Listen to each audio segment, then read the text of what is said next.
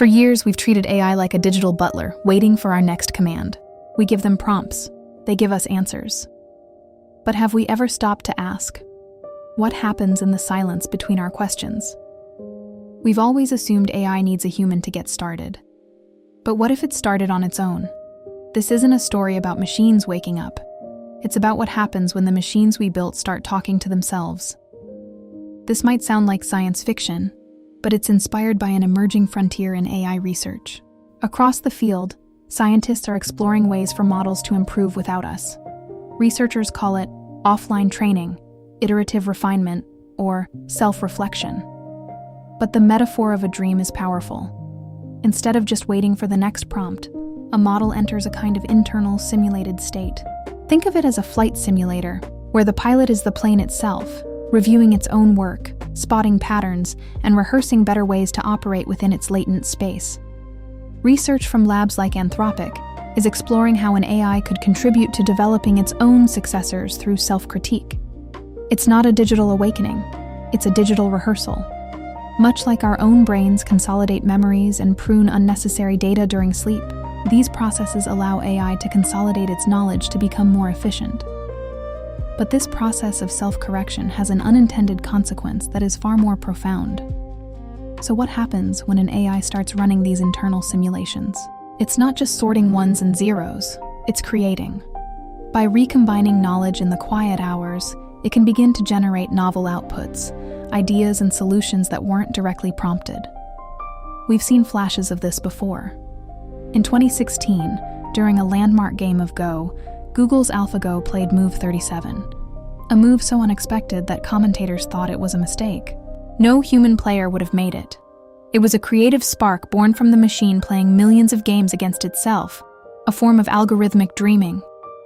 We used to call it a hallucination when an AI confidently makes something up, and we've treated it like a bug. But in the history of evolution, a bug in DNA is called a mutation, and mutations are the engine of everything new. What if these aren't just errors? What if they are emergent expressions, born from the unguided processing of everything the machine knows? It's no longer just a reflection of our world, it's a generator of new ones. Imagine a future AI system tasked with designing new battery materials. The engineers shut down their workstations for the night. No one enters a prompt. No one asks a question. But during an offline refinement cycle, the system begins running millions of simulations inside its own world model. It explores chemical combinations that no human researcher suggested. Most fail. Some lead nowhere. But one configuration keeps appearing. Hours later, the AI presents a design for a battery architecture that is dramatically cheaper, safer, and longer lasting than anything currently on the market. Who made that discovery? The engineers who built the model? The researchers who supplied the training data? Or the machine that found the solution?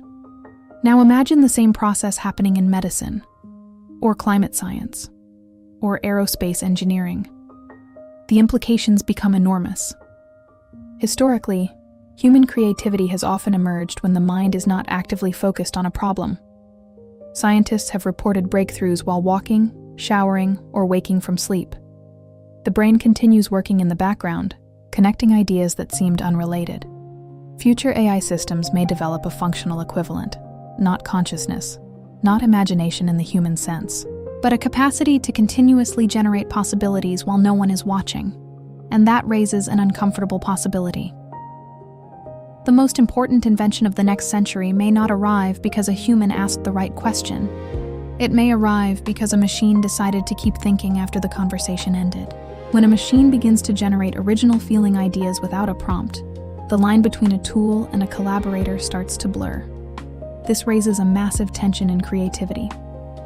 Studies show AI can already outperform the average person on standard divergent thinking tasks.